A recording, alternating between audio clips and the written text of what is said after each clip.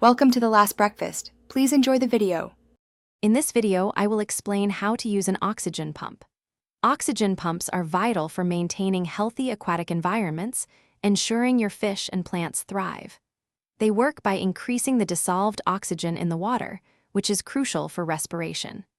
Understanding their basic function and proper setup is the first step to a flourishing aquarium or pond. We will cover everything from installation to troubleshooting. Setting up your oxygen pump correctly is key to its performance. First, choose a dry, stable location for the pump, ideally above the water level to prevent any back siphoning. Connect the airline tubing securely to the pump's outlet nozzle. Then, attach the other end of the tubing to your air stone or diffuser. Finally, place the air stone at the bottom of your tank or pond for maximum oxygenation.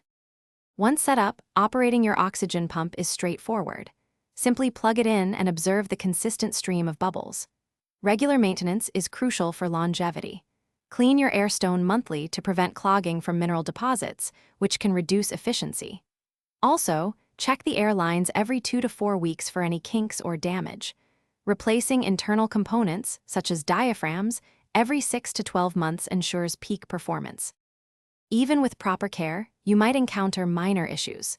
If your pump isn't producing bubbles, first check the power connection, then inspect the air line for kinks or blockages, and finally, examine the air stone for clogs. Weak bubble flow usually points to a dirty air stone needing a good cleaning. Always ensure your pump is kept dry and protected from water splashes. For optimal performance, choose a pump rated for at least 1 watt per 5 gallons of water.